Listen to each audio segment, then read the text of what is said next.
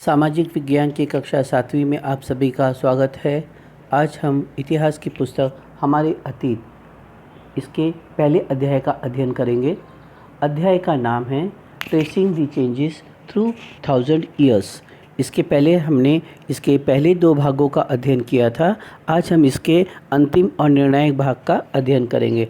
Earlier we have studied the first 2 part of this lesson. Now today we shall be discussing about the concluding part of this lesson. So now let's begin. नए पुराने धर्म, new old religion. 700 ईस्वी से 1750 ईस्वी तक 1000 वर्षों के दौरान लोगों की धार्मिक आस्थाओं और मान्यताओं में काफ़ी बदलाव आए। ये बदलाव स्थानीय समुदाय के सामाजिक और आर्थिक संगठन से संबंधित होते थे। हिंदू धर्म समाज में महत्वपूर्ण हो गया। इसमें निम्नलिखित 2 बदलाव आए। देखिए, जैसे जैसे समाज की प्रगति होती गई, जैसे जैसे समाज का दायरा बढ़ता गया, वैसे वैसे उन्होंने बहुत सारे जनजातीय लोगों को अपने मुख्य धर्मों में मिलाना शुरू किया। उस समय भारत में सबसे बड़ा धर्म हिंदू धर्म था, इसलिए बहुत सारे स्थानीय जनजातियों को उन्होंने हिंदू धर्म में मिलाया, उनको मुख्य धारा में लेकर आए और उनके भी स्थानीय देवी देवताओं को देवी देवताओं की श्रृंखला में सम्मिलित किया। उनके भी मंदिर बनाए जाने लगे, उनकी भी पूजा की जाने लगी और उनकी स्तुति में भी उन्होंने काव्य रचने शुरू किए। तो आइए हम जानते हैं हिंदू धर्म समाज में कौन से 2 बदलाव आए। पहला बदलाव आया, नए देवी देवताओं की पूजा शुरू हुई। राजाओं द्वारा मंदिरों का निर्माण शुरू हुआ। In the 1000 years between 700 AD to 1750 AD, there were many changes in the religions and beliefs of the people. They were connected to the larger socio-economic trends across the world. Hinduism became stronger in India. 2 changes emerged in Hinduism. Many deities came to be worshipped, and royal families built huge temples and gave them patronage. See children, between 700 AD to 1750 AD, the society progressed in all the field: social field, economic field, political field, and religious field. Moreover, there was the extension of the society beyond the territory. As a result, so many tribals were included in the Hindu religion. Since during that time, Hindu religion was the biggest religion or the prominent religions of the Indian subcontinent. As such, the priestly class of the Hinduism religion, they included the tribals in the mainstream. And not included them in the mainstream, but also gave a special place for their deities in the Hindu temples and the aartis and prayers of the Hindu. They even composed so many poetry in the praise of these local god and goddesses of the tribals. So these were the main foremost change in the field of religion during the medieval period. This 700 AD to 1750 AD is known as the medieval period. In the coming paragraph, we shall discussing about the medieval period, why it is called so and such. So at present, let us concentrate our discussion over the religion only. नए पुराने धर्म, new old religion. Now second change. अभी दूसरा change कौन सा हुआ? समाज में पुरोहितों के रूप में ब्राह्मणों का महत्व बढ़ा। ब्राह्मणों का महत्व क्यों बढ़ा? क्योंकि जनेऊ, मुंज, मृत्यु संबंधी शिक्षा, ये सब के सब जो कार्य होते थे वो सब ब्राह्मणों के अधिकार क्षेत्र में आते थे। बिना ब्राह्मणों के उपस्थिति में कोई भी राजा को राजा के रूप में मान्यता नहीं मिलती थी। शिक्षा का तो कोई सवाल ही नहीं था। देवी देवताओं की पूजा पाठ करना है तो भी ब्राह्मणों की ज़रूरत है, और इसीलिए समाज में ब्राह्मणों का एक रुतबा था ये। और यहाँ पे उदाहरण दिए गए हैं कि बहुत सारे राजाओं ने ब्राह्मणों की उपस्थिति में बहुत बड़े यज्ञ, अनुष्ठान या पूजा कराई, और इस तरह से ब्राह्मण और पूरे समाज की मान्यता प्राप्त की, क्योंकि ब्राह्मण जो है समाज को नियंत्रित करता था। एक पहला उदाहरण है राष्ट्रकूट राजा दंती दुर्ग वर्मा। इन्होंने ये पहले चालुक्यों के अधीन थे और उन्होंने बाद में क्षत्रित्व प्राप्त किया, लेकिन अपने आप को एक राजा के रूप में प्रतिष्ठापित करने के लिए उन्होंने ब्राह्मणों की उपस्थिति में एक यज्ञ अनुष्ठान किया जिसका नाम था हिरण्यगर्भ। हिरण्यगर्भ का मतलब है सोने का घड़ा। इसके बारे में हम लेसन 2 में विस्तार पूर्वक पढ़ेंगे। अभी केवल जानकारी मात्र के लिए हम अपना जो व्याख्यान है केवल यहीं तक सीमित रखेंगे। तो दंती दुर्ग वर्मा राष्ट्रकूट था जिन्होंने ब्राह्मणों की उपस्थिति में हिरण्यगर्भ अनुष्ठान किया और क्षत्रित्व प्राप्त किया। दूसरा था कदम मयूर शर्मन। ये स्वयं ब्राह्मण थे जिन्होंने अपने शौर्य के बल पे जिन्होंने ब्राह्मणों की उपस्थिति में दोबारा से एक यज्ञ किया जिसका नाम था हिरण्यगर्भ। और उनकी उपस्थिति में अनुष्ठान करने के बाद स्वयं को एक क्षत्रिय के रूप में प्रतिष्ठापित किया। वैसे ही गुर्जर प्रतिहार के राजा हरिश्चंद्र ये भी ब्राह्मण ही थे, लेकिन उन्होंने क्षत्रित्व प्राप्त किया हिरण्यगर्भ अनुष्ठान से। सार क्या है हमारी बातों का? यही है कि ब्राह्मणों के पूजा पाठ या अनुष्ठान के द्वारा ही कोई भी राजा अपने आप को एक क्षत्रिय के रूप में एक सार्वभौमिक सम्राट के रूप में प्रतिष्ठापित करता है। आपने रामायण पढ़ी होगी, महाभारत भी पढ़ी होगी, उसमें भी आप रामायण में देखा होगा कि श्री राम ने एक अनुष्ठान किया जिसमें उन्होंने एक घोड़ा अलग अलग राज्यों में भेजा। जो राजा उसकी अधीनता स्वीकार करते थे वो उस साम्राज्य को वो अपने मुख्य साम्राज्य में मिला लेते थे और जो नहीं करता था तो उनके साथ युद्ध किया जाता था। और ये सब अनुष्ठान उन्होंने ब्राह्मणों की उपस्थिति में किया। वैसे ही महाभारत में भी इसका एक उदाहरण है। तो ये ब्राह्मणों का जो ओहदा था समाज में वो काफ़ी महत्वपूर्ण था। इस युग में एक महत्वपूर्ण परिवर्तन भक्ति की अवधारणा के रूप में भी आया, जिसमें ईश्वर तक भक्त पुजारियों के विशद कर्म कांडों के बगैर ही पहुंच जाता था। इसके संबंध में भी आप आगामी पाठ में पढ़ेंगे। ये जो मध्य युग है उस मध्य युग में भक्ति के रूप में अलग अलग विचारधाराएं विकसित हुई, जैसे अलवर, जैसे नयनार जो नयनार थे वो शिव के भक्त थे, जबकि अलवर थे वो कि विष्णु के भक्त थे। और अद्वैतवाद, विशिष्ट अद्वैतवाद, ये एक सिद्धांत प्रतिपादित हुआ जहाँ पर भक्त और ईश्वर के बीच में कोई माध्यम नहीं है। कोई भी भक्त जो है अपनी विशुद्ध भक्ति के द्वारा ईश्वर को प्राप्त कर सकता है। इसमें ब्राह्मणों का कोई जो है भूमिका नहीं है। इस प्रकार की विचारधाराएं विकसित हुई। महाराष्ट्र में भी काफ़ी संत हुए, काफ़ी संत महात्मा हुए और उन संत महात्माओं ने भी भक्ति पर ही जोर दिया और उनमें ब्राह्मणों की भूमिका को नकार दिया। ब्राह्मणों का समाज में रुतबा होने का एक अन्य कारण था। ब्राह्मणों को गणित और संस्कृत पर ये प्रभुत्व था। संस्कृत एक भाषा थी और गणित एक कौशल था, तो इन दोनों विषयों पर उनका प्रभुत्व था और इसीलिए वो शिक्षा देने का काम समाज में करते थे। उनके खगोल और मौसम विज्ञान ज्ञान से उन्हें किसानों और शासकों का समर्थन प्राप्त हुआ। खगोल, एस्ट्रोनॉमी, इसलिए वो भविष्यवाणियाँ, हर प्रकार की मौसम संबंधी भविष्यवाणियाँ, चिकित्सा संबंधी भविष्यवाणियाँ किया करते थे। उन्होंने पंचांग बनाया, सूर्य, चंद्र और पृथ्वी की गति के अनुसार कब जो है सूर्य ग्रहण होगा, किस दिन चंद्र ग्रहण होगा, मौसम कैसे रहने वाला है, इन सब का उन्होंने एक विस्तृत पंचांग बनाया, जिसको इंग्लिश में हम कहते हैं almanac.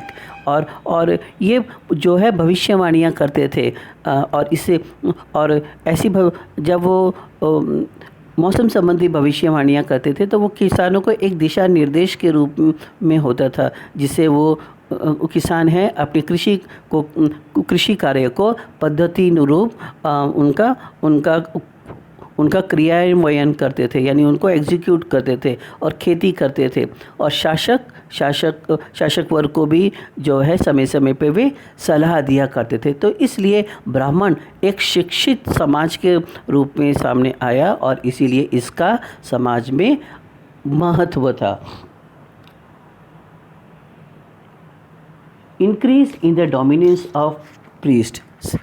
During this period, during the medieval period, the dominance of the priest over the society increased. It become firm. Why it become firm? Because without the acceptance of the Brahmins, no king is accepted as the legitimate heir to the throne. That's why all the kings, all the emperor, they try to gain the acceptance of the Brahman, because Brahman directs the mood of the society. So all the emperors also try to please this Brahmin community. There are certain examples given you in 3 points. One is Dantidurg Varma. He was famous Rashtrakoot emperor who was earlier under the dominance of the Chalukya king. Later on, due to his valor, he tried to become the emperor of India and established his separate empire called Rashtrakuta. He organized one Anushthan called Hiranyagarbh. Hiranyagarbh means a pot filled with gold. Next, there is the example of Kadam Mayur Sharman. He was also a Brahman, but by performing this ritual called Hiranyagarbha, he embraced the soldiership. He embraced the warriorship and established his empire. Kadam Mayur Sharman. Similarly, there was another example of Brahmin who, due to his valor and warfare, he embraced the warriorship called Harish Chandra. And he also performed Hiranyagarbha ritual. We shall be learning in detail about this emperors and the rituals in the second lesson. But this is for only the information, for the sake of information for you, how the Brahmins directed the mood of the society, how the emperors tried to gain the acceptance of the Brahmins to rule over one particular area, because Brahmin community checks the moods or sentiments of the people and society as a whole. Next, the idea of individual bhakti means direct worship of personal deity without the need of priest also became popular. And now there was another belief which developed in the society during this period, that there is no need of the priest between the individual person and the Lord. and the Almighty. Due to innate bhakti or devotion toward the God, one can attain the salvation. One can attain the blessings of Almighty. In so many. Preachings of our earlier saint like Sant Namdev, Tukaram, and there were several philosophies like Advaitism, Vishishtadvaitism, Alvars, Nainars also. They also propagated the belief that there is no need of priest between a person and the God. Due to by his good deeds, by the devotion towards Almighty, one can attain the God. God also. So this was the beliefs and philosophy which developed, and there developed a new stream of bhakti in India, and out of that there several new religions also emerged in India, like Buddhism, like Jainism, etc., which became a separate stream of the bhakti. Now, Brahmins mastered mathematics and Sanskrit, and the knowledge of astronomy and weather patterns won them the support of the farmers and royal families alike, and higher position in the society. Since Brahmins gained the knowledge of mathematics and Sanskrit, so they became the center of education in the society. They used to educate the princely families, or the elite class in the society, so their dominance over the society strengthened. In so many holy script of Hindu religion, you may came across several Brahmins who taught the princely family, like Dronacharya, Shankaracharya, Kripacharya, like Bhaskar, Varamihir. So these are some of the examples of the Brahmins who was the epitome of education in the society. And this Brahmin community also prepared an almanac, and they have mastered the astronomy and weather pattern. So they used to guide the farmers which crop to be sown in which season, when will be their solar eclipse, when will be lunar eclipse, by calculating the motion of the earth, sun, moon's movement. And due to this they gain higher position in the society. Bharat में Islam धर्म का उदय, rise of Islam religion in India.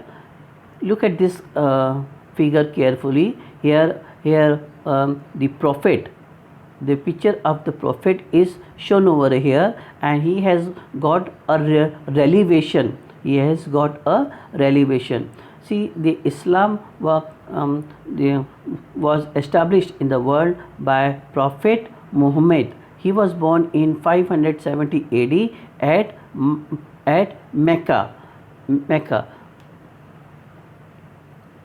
ये जो इस्लाम धर्म है, इसकी स्थापना पैगंबर मोहम्मद ने की, और इनका जन्म 570 ईस्वी में हुआ, मक्का में हुआ. इस चित्र में आप देख सकते हैं कि पैगंबर मोहम्मद को एक दिव्य ज्ञान प्राप्त हुआ, जिसके बारे में बहुत सारी पुस्तकों में लिखा. मूसा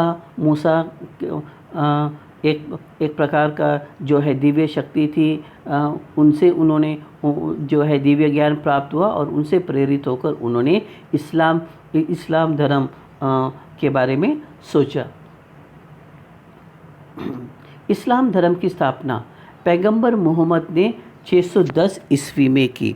the Islam religion was founded by prophet Mohammad in 600 AD.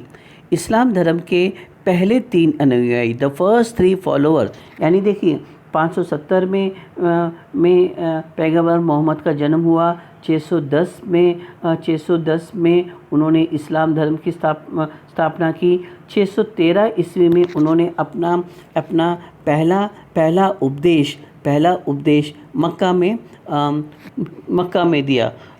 और इस धर्म को पूरी दुनिया में उन्होंने फैलाने का विचार किया। उनके जो सिद्धांतों को उन्होंने लोगों में उतारना शुरू किया।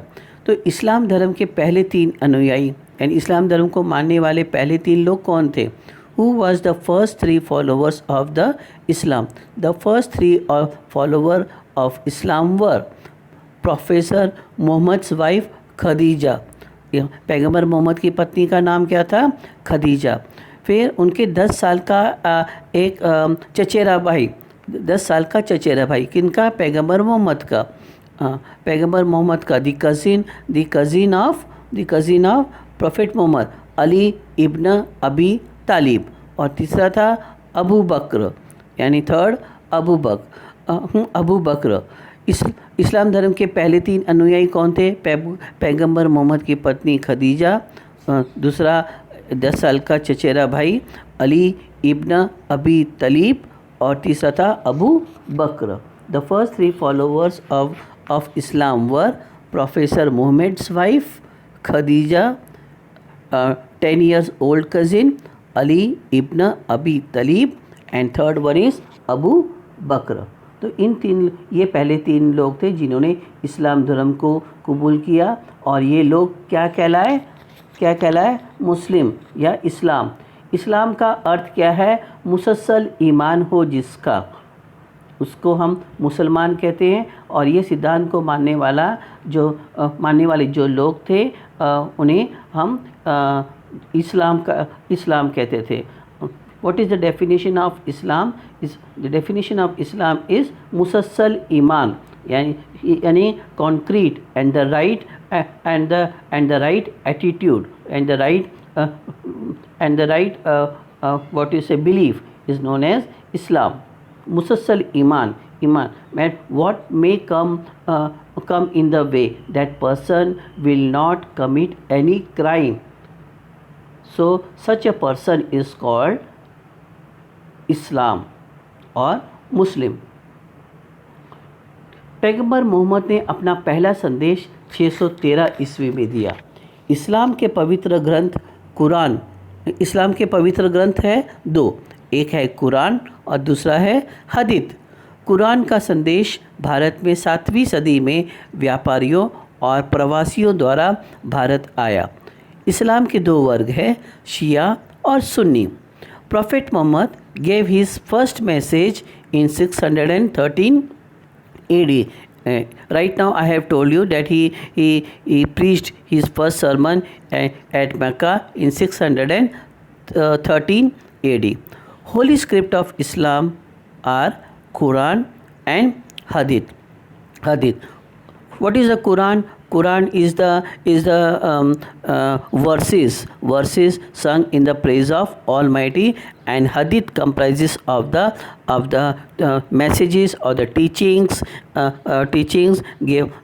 given by Prophet Muhammad to the community. The message of Quran reached India in 7th century through traders and migrants. There are 2 sects of Islam. One is Shia and another one is Sunni. So in Pakistan also you will find Shia's community and Sunni community. Now let us learn what is Shia and Sunni.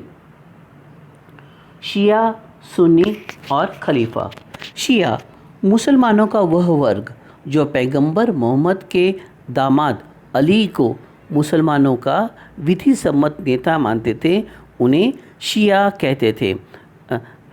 ये वर्ग है शिया वर्ग है, वो कुरान को जो है अपना जो है आदर्श मानते थे, और पैगंबर मोहम्मद को अपना आदर्श मानते थे, और इसी मत को मानने वाले लोग क्या कहलाते थे? Shia. The group of Mohammedan who formally accepted the son-in-law Ali as their legitimate leader of Islam, called Shia. And these groups of the people consider Quran, a holy book, as their guiding principle, and Prophet Muhammad as their supreme Lord. While Sunni, अभी सुन्नी कौन है? सुन्नी मुसलमानों का वह वर्ग जो पैगंबर Muhammad की मृत्यु के बाद खलीफाओं को अपना नेता मानते थे और पैगंबर मोहम्मद के उपदेशों को मानते थे, उन्हें सुन्नी कहते थे। जो हदीत में पैगंबर मोहम्मद ने जो लोगों को उपदेश दिए, उसी को वो जो आदर्श मानते थे, और इस आदर्श को मानने वाले लोग क्या कहलाते थे? सुन्नी।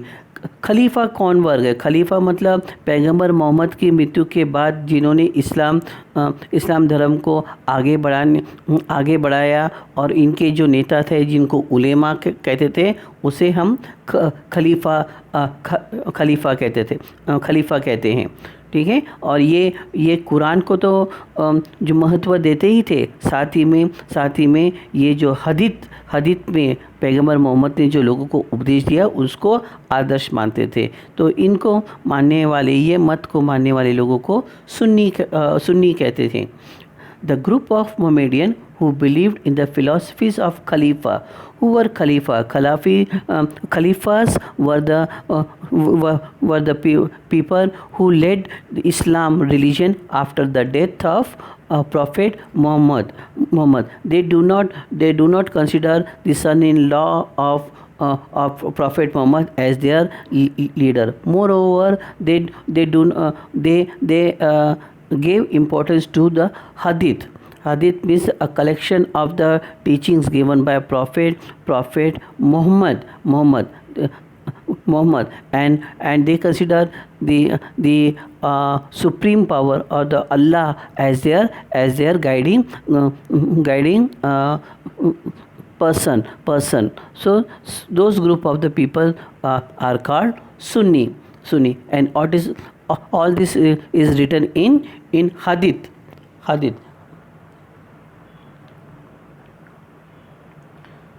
समय और ऐतिहासिक कालखंड, time and historical periodism.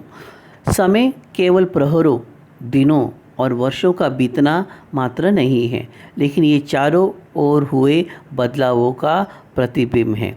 Time is not simply the passing of years, hours, days, but it is the reflection of changes that happen everywhere all the time. Since you have learned history in class 6 also, in class 6 from lesson number 1, you might have learned how the society grew, how the people progressed from the Stone Age to the Iron Age to the Bronze Age, and up till the medieval period or the modern period, when the emperors, kings and empires and so much is built. So time is what? It is the development which has occurred during the past years in the field of science and technology, in the field of politics, in the field of religion, in field of language, in field of culture, so many things. So it is the gradual progress of the people during the past era. समय देखिए, ये जो क्या कहते हैं, समय ये होता है, वो केवल दिन, घंटे, प्रहर, इसमें हम नहीं देख सकते। ये इससे कुछ परे है। मानव जाति ने जो पिछले कुछ शताब्दियों में जो प्रगति की है, एक पाषाण काल से लेकर जब गुफाओं में रहता था, जंगलों में रहता था। हम जो है उनको खाना पकाना, वनस्पति इनका ज्ञान नहीं था, भाषा नहीं थी, समाज का ज्ञान नहीं था। हाँ, वहाँ से जो उन्होंने प्रगति शुरू की, पाषाण काल, जो है लोह युगीन सभ्यता, फिर बाद में कांस्य युगीन सभ्यता, फिर राजाओं महाराजाओं का काल, और आज की परिस्थिति जहाँ पर हम सुदृढ़ सुव्यवस्थित सामाजिक व्यवस्था में जी रहे। तो ये एक क्या है, मनुष्य की प्रगति का एक प्रतिबिंब है समय। तो इसीलिए इनका अध्ययन करने के लिए हमको इतिहास को कुछ टुकड़ों में बांटना पड़ता है, जिससे एक समय में हुए, एक साल में हुए प्रगति का हम विश्लेषण कर सके। It is due to this reason we have to periodize the history, so that we may understand the situation in which human being progressed. British इतिहासकारों ने भारतीय इतिहास को 3 कालखंडों में बांटा। A British historian divided Indian history into 3 periods.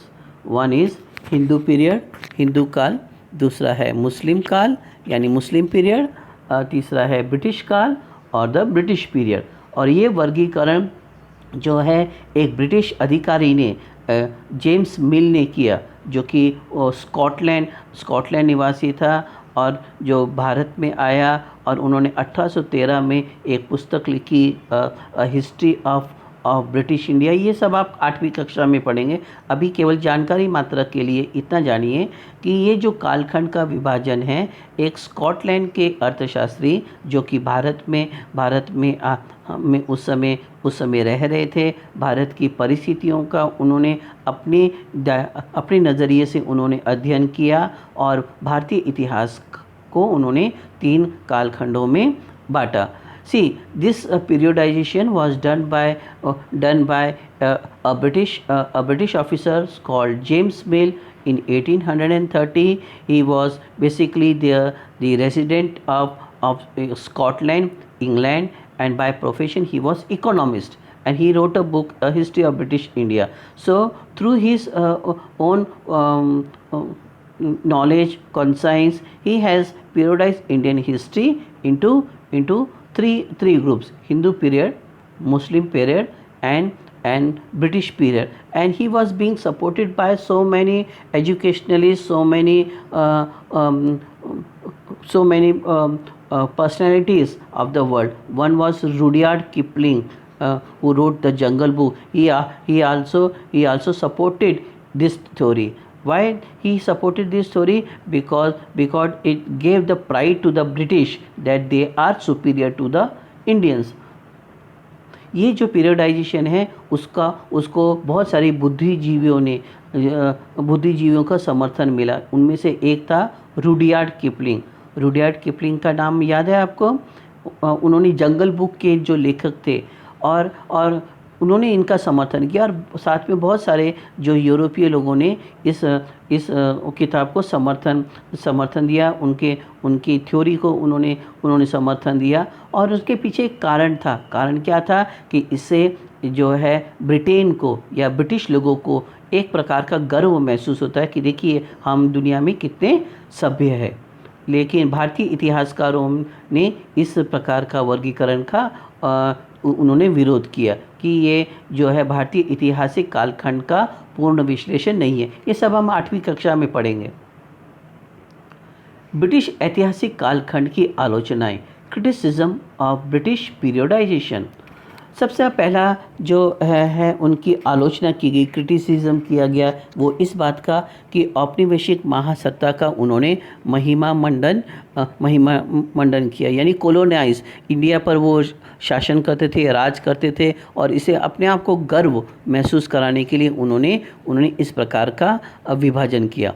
भारतीय इतिहास का संकीर्ण धार्मिक आधार पर विभाजन, यानी भारतीय इतिहास का जो उन्होंने वर्गीकरण किया वो एक सीमित दायरे में रहकर किया, और उसके पीछे भी उद्देश्य यही था कि जो ईसाई धर्म था, क्रिश्चियनिटी थी, क्रिश्चियनिटी थी उस क्रिश्चियनिटी को सर्वोपरि बताना और ये बताना कि देखिए भारत कितना कमज़ोर है, यहाँ पर कोई राजनीतिक एकता नहीं थी, धार्मिक एकता नहीं थी और किस तरह से इस भारतीय भूभाग को समय समय पर अलग शासकों ने कैसे कब्जा किया। और इस प्रकार के वर्गीकरण के पीछे भी उनका उद्देश्य यही था कि भारत में शासकों के धर्म के आधार पर ही कालखंड तय हुए। भारतीय सभ्यता को पिछड़ा हुआ, अंधविश्वासी और अज्ञानता के मंदिर के रूप में प्रस्तुतिकरण किया, जो कि सर्वथा गलत है। उन्होंने इस प्रकार के वर्गीकरण के द्वारा दुनिया को ये भी बताने की कोशिश की, देखिए कि भारत कितना जो है प्रौद्योगिकी दृष्टि से, टेक्नोलॉजी के दृष्टि से कितना पिछड़ा हुआ है और यहाँ पे अंधविश्वास बहुत ज़्यादा है। यानी किसी भी तथ्य के पीछे कोई वैज्ञानिक पृष्ठभूमि नहीं है और बहुत सारा जन समुदाय अशिक्षित था, असभ्यता, इसलिए वो अंधविश्वासों पे, जादू टोने पे सबसे ज़्यादा विश्वास करता था। लेकिन गलत है। उन्होंने शायद आर्यभट्ट के बारे में उनकी शिक्षा को उन्होंने नज़रअंदाज किया। वारामिहिर, चरक सुश्रुत, ये जो हमारे भारत के जो वैज्ञानिक थे, चरक सुश्रुत उन्होंने मेडिकल साइंस में प्रगति की। आर्यभट्ट वो गणित के महान पंडित थे। तो इस प्रकार का उदाहरण को उन्होंने पूरा नकार दिया।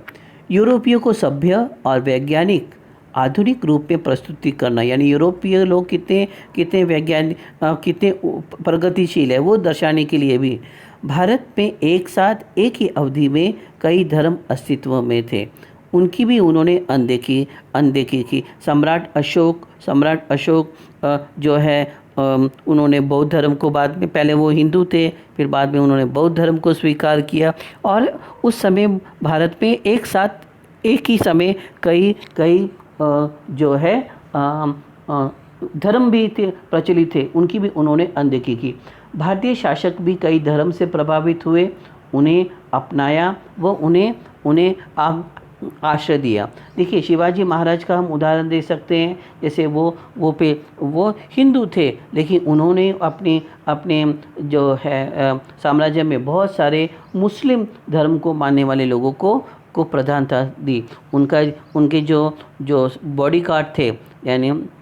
बॉडीगार्ड थे शिवाजी महाराज के, वो सिद्दी इब्राहिम, उनका धर्म क्या था? इस्लाम। उनके जो विदेश मंत्री थे शिवाजी महाराज के, वो हैदर काजी, उनका धर्म क्या था? इस्लाम।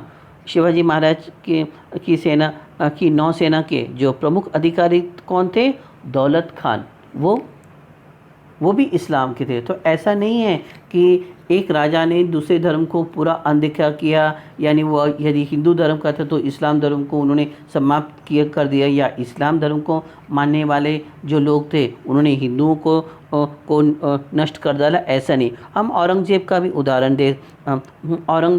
उदाहरण दे सकते हैं। औरंगजेब के जो सेना नायक थे वो राजपूत जय सिंह थे, जो कि कट्टर हिंदू थे।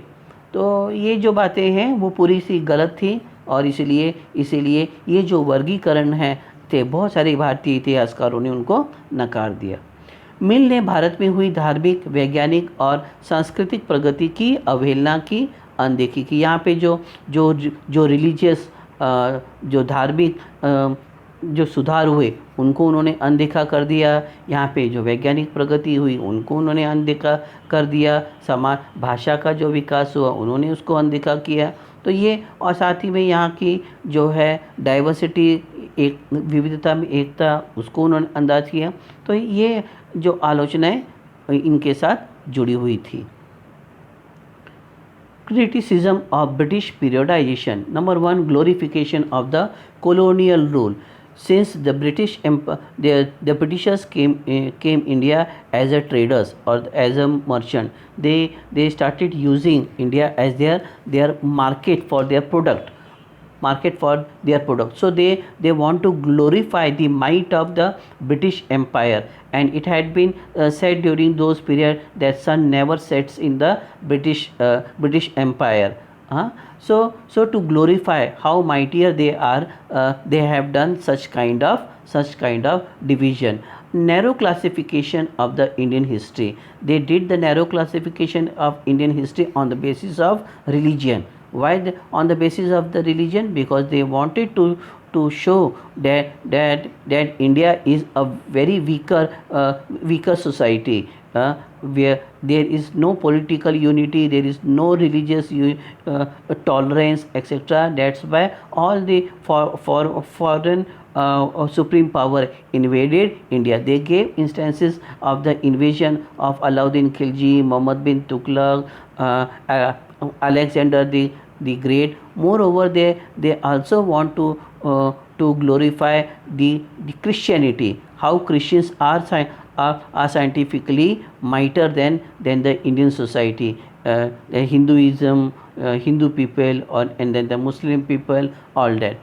Representation of Indian civilization as backward, superstitions and temples of the another belief of such type of the periodization of Indian history was that Indian peoples were illiterate, and they do not have the scientific temperament, and that's why they involve in the superstitious belief, and who have no scientific background, and they were, and there is no the scope of education and all, and they are completely ignorant about the scientific inventions and discoveries done in the European society during those days. That's why they consider India and Africa also as the temples of dark, which is wrong. They might have overlooked the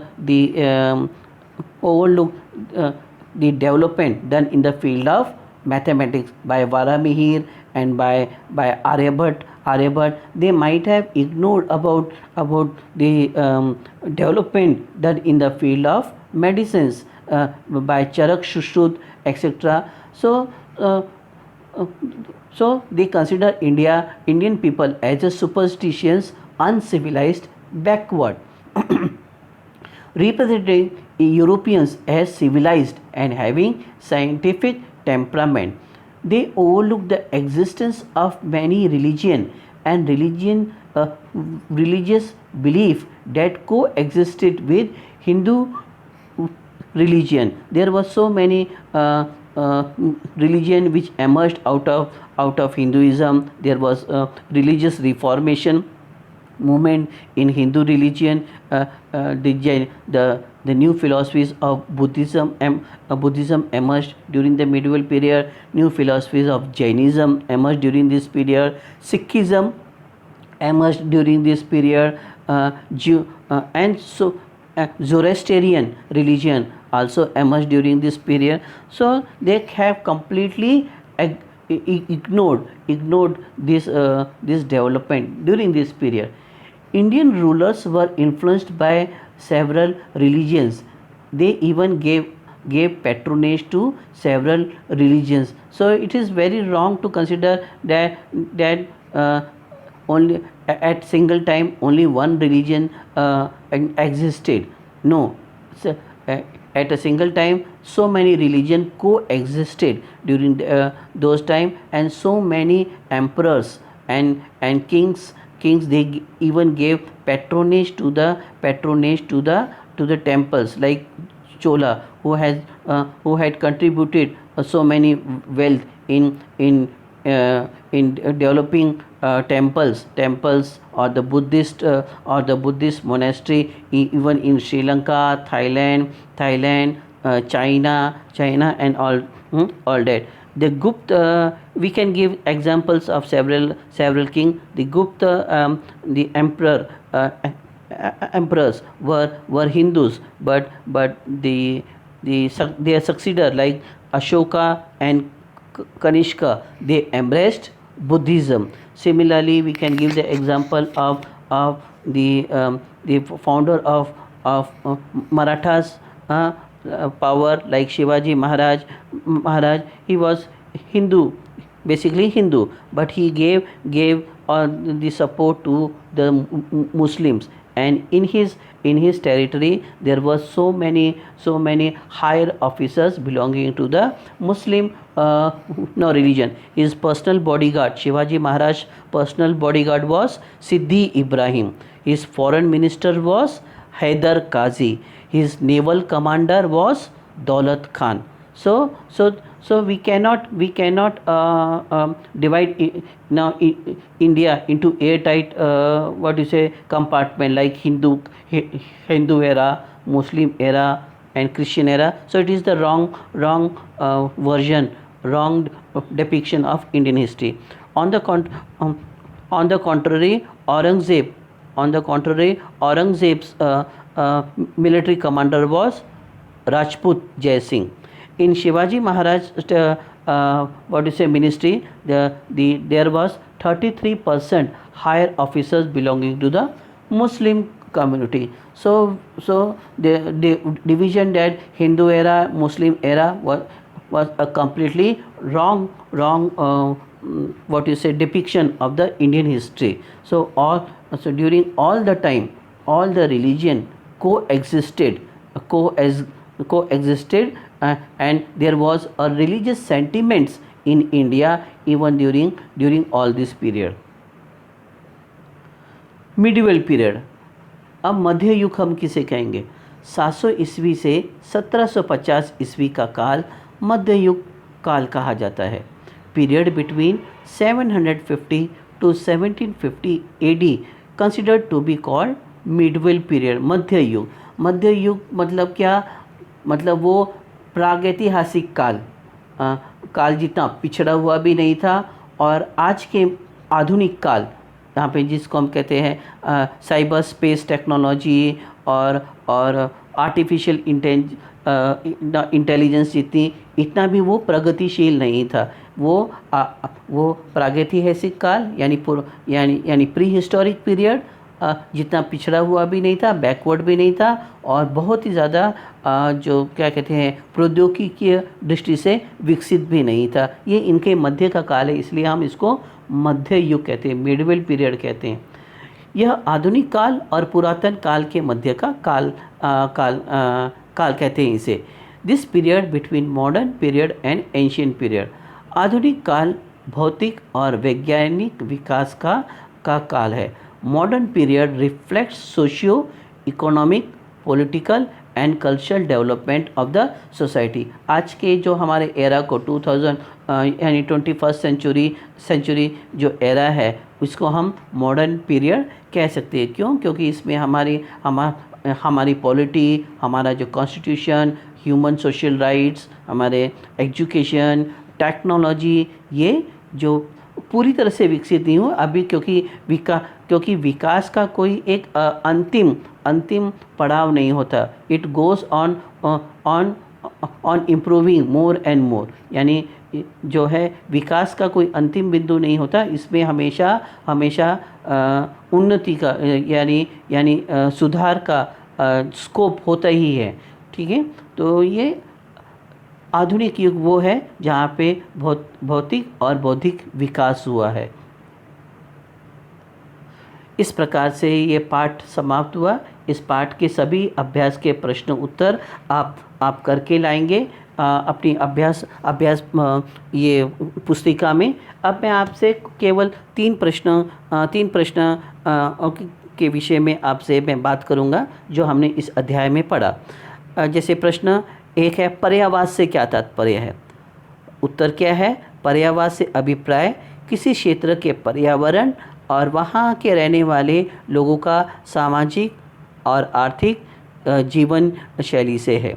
यानी what do you mean by habitat? Habitat is the concept where the group of the peoples living in a particular environment and ecosystem performing all socio-economic activity. खलीफा कौन थे? Who were खलीफास? खलीफा पैगंबर मोहम्मद के उत्तराधिकारी थे. Who were Khalifa?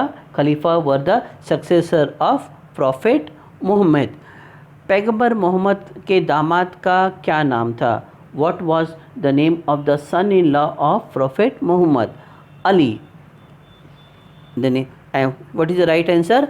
Ali. So इस तरह से हमने इस पाठ का अध्ययन पूरा किया।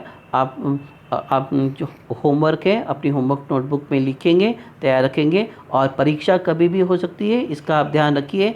आप साथ साथ में इसका पाठांतर करते रहे, इसका जो है अध्ययन करते रहे। धन्यवाद।